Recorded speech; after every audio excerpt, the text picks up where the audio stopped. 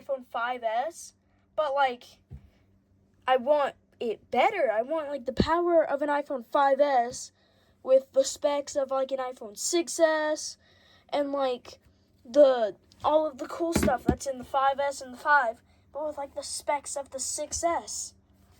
Well, man, am I happy to have the iPhone SE. I guess I lied to you guys. I never got the screen replacement because I don't have the proper tools to do the screen replacement. But don't worry, it's still running iOS 14. Ta-da! I turned off my flashlight so that you guys could see the screen better. Hold up, turn back on. Ta-da! This thing is just going to be at like a basic review since this thing cannot connect to the Wi-Fi. For the life of me, I can't get it to type in my password. This is iOS 14. Let's prove it. See, it's not even signed in because it can't connect to Wi-Fi. Where's General? It says Zane's iPhone 4S because I restored it with a backup from my 4S to get it to work. Echo. Stop. Like I was saying, I restored it with a backup from my iPhone 4S so I could get it to work, and it's still running iOS 14.4. It has 25 songs, 22 videos, 243 photos, but it has a full 64 gigabytes. The whole reason I kept this phone was not only because I knew it was on iOS 14, but it had 64 gigabytes of storage. Every phone I can find on eBay that is an iPhone SE that has like an old OS or even iOS 15 is usually 16 or 32 gigabytes. 16 is unusable for anything modern, like more modern than iOS 11.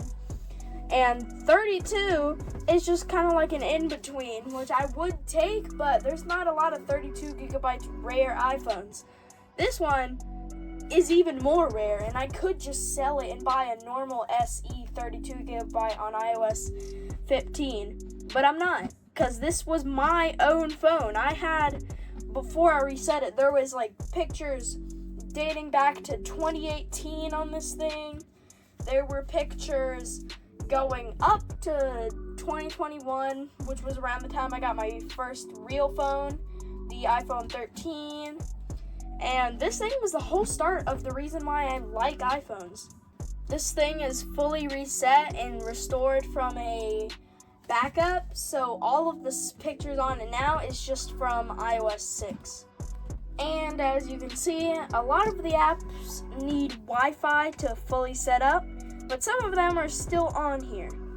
Like, even though there's music on here, I can't listen to it because the music app just isn't installed. Here, let's try to use Siri to maybe play some music. Alright, iOS 15 was the first one to do offline Siri.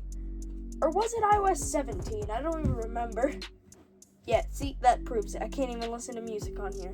But yeah, I can't do much of a review of this thing on iOS 14, other than the basic stuff. First of all, I like the wallpapers. This is one of my favorite wallpapers, and I hope that it will carry over to iOS 15. If not, I'm just going to replace it with an iOS 15 wallpaper since I kind of like those more. Then we have messages, which cannot send. I mean, it has messages from my iPhone, but none of it, like, fully works, really. Maybe health works. I don't know if health existed. It did not exist. It definitely did not. Let's check out what's going on in settings here. What do we have notifications about? So far, I'm not seeing nothing. Oh, yeah, start using iCloud and finish set up your iPhone.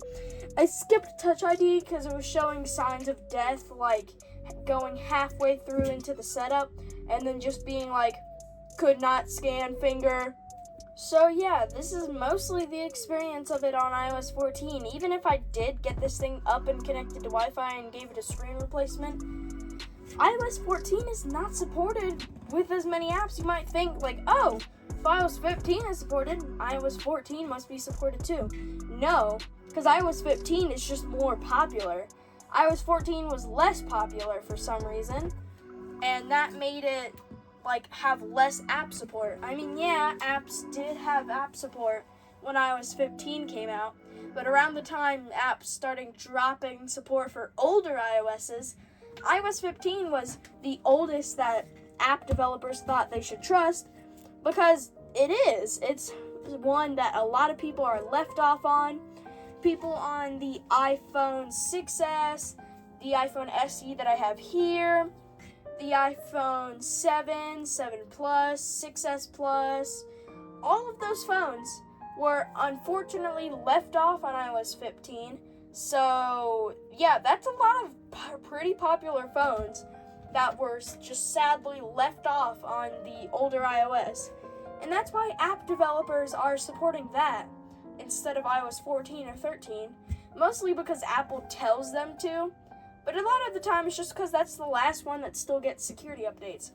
I bet you maybe after like a year of no security updates on iOS 15, which is probably going to be in a year, they're probably just going to drop support and go to the next available iOS version that's been dropped off for different phones, which is the iPhone 10, the iPhone, the iPhone 8 got drop support for iOS versions. And yeah, it's not much, but those are still really popular iPhones. To this day, people use phones on iOS 16. I actually know a guy who still uses iOS 16 on their jailbroken iPhone 10. So yeah, that's it for this video about my iOS 14 iPhone SE.